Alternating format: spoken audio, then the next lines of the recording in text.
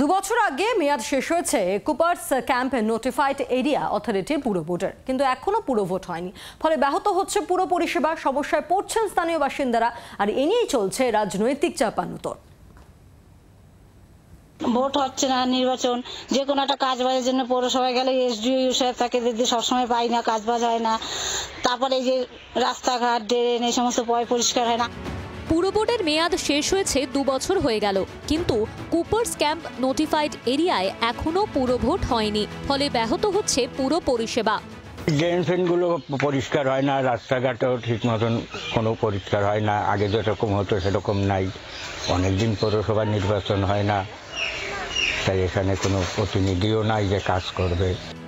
বর্তমানে রানাঘাটের মহকুমা শাসক পুর প্রশাসকের দায়িত্ব পালন করছেন। ছোটখাটো প্রয়োজনেও এখানকার বাসিন্দাদের মহকুমা শাসকের দপ্তরে ছুটতে হয়, ফলে সমস্যায় পড়তে হচ্ছে তাদের। আগে যে আমাদের চেয়ারম্যান ছিল, ভাইস চেয়ারম্যান ছিল, আমরা যে কোনো একটা সুযোগ সুবিধা পেলে আমরা পৌরসভায় যেতাম, আমাদের কোনোটাই অসুবিধা হতো না। এখন একটা লাইট ভেঙে গেল, তার এসডিওর কাছে যেতে হবে, কি সাহেবের কাছে যেতে হবে। মূলত পূর্ববঙ্গ থেকে আসা উদ্বাস্তুদের বাস নদিয়ার কুপার্স ক্যাম্পে। 1997 সালে কুপার্স ক্যাম্প নোটিফাইড এরিয়া অথরিটির তকমা পায় এই এলাকা। 12টি ওয়ার্ড নিয়ে গঠিত Cooper's camp notified area authority এলাকা। এই এলাকার ভোটারের সংখ্যা 22,000-এর কিছু বেশি।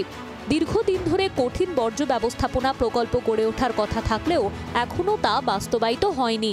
কুপার্সে ইলেকশন হলে পরে গোহারা হারবে।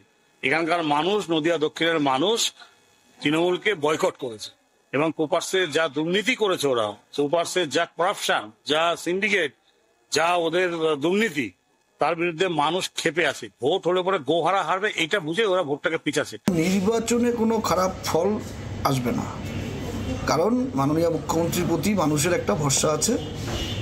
আর আমরা যখন ভোটে ছিলাম 25 বছর প্রচুর কাজ করেছি, কাজ নিয়ে কোনো সমস্যা হবে না।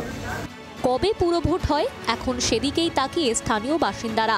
নদিয়া থেকে বিশ্বজিৎ মিত্র রিপোর্ট, জি 24 ঘন্টা। বাংলার আওয়াজ, বাঙালির আবেগ, জি 24 ঘন্টা।